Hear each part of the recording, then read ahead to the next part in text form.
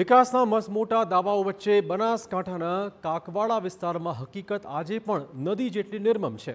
અહીંયા નાના બાળકો જીવના જોખમે નદી પાર કરીને શાળાએ પહોંચી રહ્યા છે, કારણ કે અહીંયા પુલ નથી, ફક્ત વચનો છે।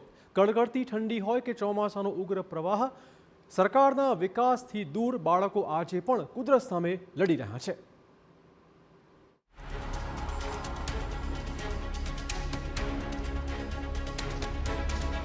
ठंडू पानी होय तो अमे भणवा आवी शकता नथी, बीमार थई जाय छे। एना माटे अमारे पुलनी मांग छे। 5 વર્ષથી નેતાઓ આવે મુદત કરીને જાય। અમારે શિયાળો અને વરસાદ ચોમાસાની અંદર છોકરાઓ કોઈ હેડી કહેતા નથી પાણીની અંદર। 1.5 મહિનો અમારા છોકરાઓનું ભણતર બંધ થાય।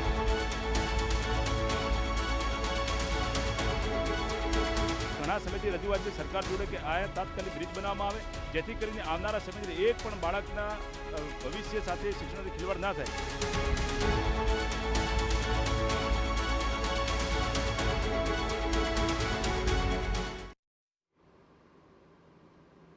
તો બનાસકાંઠાના અમીરગઢ તાલુકાના કાકવાડા અને આસપાસના ગામડાઓમાં વિકાસના દાવાઓ જમીન પર નહીં પરંતુ ફક્ત ફાઇલોમાં સીમિત થઈ ગયા છે।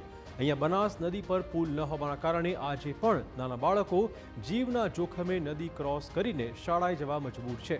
કડકડતી ઠંડી હોય કે ચોમાસામાં પાણીનો પ્રવાહ હોય, શિક્ષણ મેળવવા માટે બાળકોને રોજે રોજ જાણે કે મોત સાથેનો સામનો કરવો પડી રહ્યો છે। છેલ્લા 5 થી 7 વર્ષોથી ગ્રામજનો પુલની માંગ કરી રહ્યા છે। ખાતમુહૂર્ત પણ થયું હતું, પરંતુ 3 વર્ષ વીતી ગયા છતાં હજુ વિકાસ અધૂરો છે।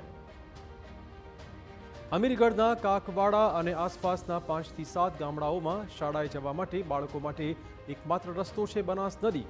શિયાળાની ઠંડી હોય કે ચોમાસામાં ઉફાન પર આવેલ નદી, નાના બાળકો રોજ ઠંડા પાણીમાંથી પસાર થઈને ભણતર માટે નીકળતા હોય છે। ચોમાસામાં ભારે વરસાદ પડે ત્યારે તો 1 મહિના સુધી શાળા બંધ જેવી સ્થિતિ સર્જાય છે। વાલીઓ પણ બાળકોને લેવા મૂકવા માટે આ જ નદી પાર કરવા મજબૂર છે। રાત દિવસ ગામ લોકોની અવરજવર પણ આ જ જોખમી રસ્તે થાય છે।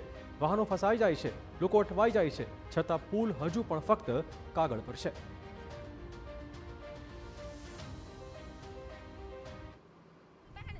एक बे महीना छोकरा स्कूल नहीं जाता, बहुत तकलीफ पड़े छे। शियाळा ठंडा पानी ठंडी बहुत लागे छे, नाना बाळकोने हेडवानी तकलीफ पड़े छे। अमारे पुल बनावવાની માંગ છે। पानीमां बहुत तकलीफ पड़े छे। કેવી તકલીફ પડે છે અને કોણ મૂકવા આવે છે? Mummy papa. ચોમાસામાં કેવી તકલીફ પડે? बहु કેટલા દિવસ સ્કૂલ નથી જતા તમે? 4-5 દિવસ 6 દિવસ જેવા। અને અત્યારે કેવી તકલીફ પડે? बहु तकलीफ पड़े छे। अमारे पुल बनावવાની सुविधा करो तमे। अमारे भणवा जवानी शनिवारे सवारे ठंडू पानी होय तो अमे भणवा आवी शकता नथी, बीमार थई जाय छे। एना माटे अमारे पुलनी मांग छे।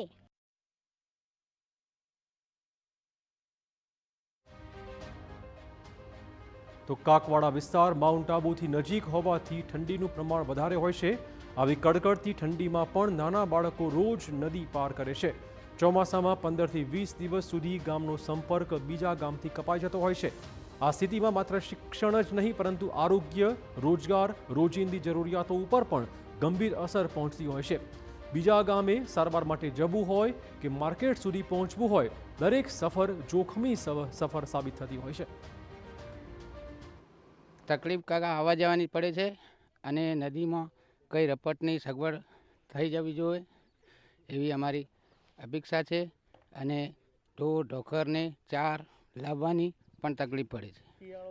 શિયાળો છે, ઠંડુ પાણી છે, એવી પણ મુશ્કેલીઓ છે। 5 વર્ષથી નેતાઓ આવે મુદત કરીને જાય। અમારે શિયાળો અને વરસાદ ચોમાસાની અંદર છોકરાઓ કોઈ હેડી કહેતા નથી પાણીની અંદર। 1.5 મહિનો અમારા છોકરાઓનું ભણતર બંધ થાય અને નેતાઓ આવીને મુદત કરીને જાય, પણ કોઈ અમારો કોઈ મળતું નથી કે કોઈ અમારું અભળતું નથી। 5 વર્ષ થઈ ગયા, 5 વર્ષની અંદર પુલ બને, મુદત કરીને જાય। નેતાઓ મોટા મોટા નેતાઓ આવે, વોટ લેવાની વખતે તો તાત્કાલિક હાજર થાય। સાહેબ શું કે વરસાદનું બીજે હેરાન ખૂબ થાય છે, એટલે છોકરાને બાપડાને ભણવાનું ખૂબ તકલીફ છે। શિયાળાનો ઠંડાના પાણીના સાહેબ બીમારી બહુ પડે છે। બોલો શું કરવાનું? આમાં મોનવી બાપડા મજૂરી જાય કે બાળકોને મૂકવા જાય. તો 2022ના વર્ષમાં બનાસ નદી પર પુલ માટે ખાતમુહૂર્ત કરાયું હતું. મોટા ઉપાડે વચન અપાયું હતું કે હવે આ સમસ્યા કાયમી રીતે દૂર થશે, પણ 3 વર્ષ વીતી ગયા છતાં પુલનું કામ આજ દિવસ સુધી શરૂ થયું નથી. ગ્રામજનોનો આક્ષેપ છે કે ખાતમુહૂર્ત ફક્ત દેખાડા માટે હતું. હવે લોકો એટલા કંટાળ્યા છે કે તેમણે ચીમકી ઉચ્ચારી છે કે જો હવે બ્રિજનું કામ શરૂ નહીં કરાય તો કાકવાડા સહિત આસપાસના 5 ગામોને લઈને કલેક્ટર કચેરીએ ધરણા કરાશે.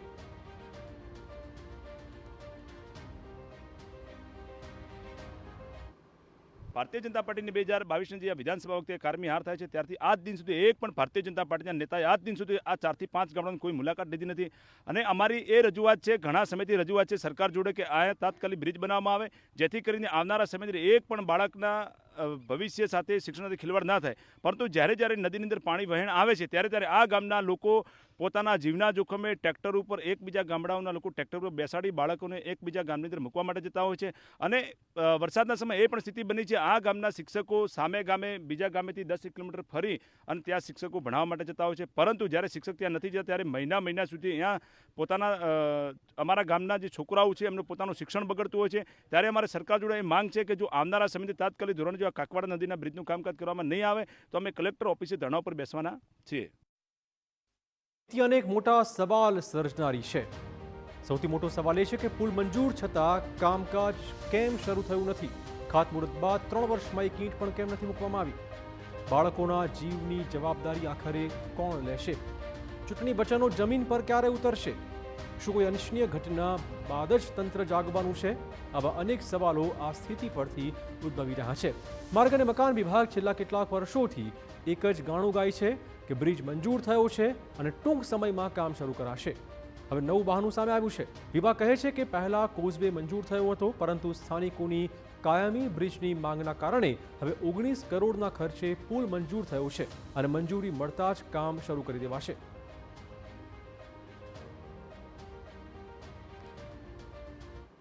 કામ હતું એ લોલો એક કોઝવેનું હતું. હવે જે કામ કરીએ છીએ આપણે 12માસી મેજર બ્રિજ બનાવીએ છીએ, એટલે એના કારણે આખું કામ બદલાઈ ગયું, એના લીધે થાય છે. કેટલા કરોડના ખર્ચે અત્યારે વહીવટી મંજૂરી મળી છે? હાલ તો 19.50 કરોડની વહીવટી મંજૂરી મળેલ છે. એના પછી અમે જે ડિટેલ સર્વે કરાવ્યું, ડિટેલ સર્વે કરતા જે પ્રમાણે જરૂરિયાત હતી એ પ્રમાણે એના ડ્રોઈંગ બનાવ્યા, તો રૂપિયા 31 કરોડના ખર્ચે એ લગભગ થઈ જશે એમ. અને એના જીએડી એટલે જનરલ જે ડ્રોઈંગ છે એ અમારે અપ્રૂવ થઈ ગયા છે. એ પ્રમાણે મેં નકશા અંદાજ પણ સરકારશ્રીમાં સાદર કરી દીધા છે. કાકવાડા ગામમાં આરોગ્ય, શિક્ષણ અને વિકાસની વાતો આજે પણ ફક્ત કાગળ પર સીમિત થઈ ગઈ છે, જ્યારે હકીકતમાં નાના બાળકો જીવના જોખમે નદી પાર કરીને શાળાએ જઈ રહ્યા છે. હવે સવાલ એ વાતનો છે કે શું તંત્ર અને સરકાર આ બાળકોની વેદના સાંભળશે કે પછી દર શિયાળે અને દર ચોમાસે આ જોખમી દ્રશ્યો જ ફરીવાર જોવા મળશે?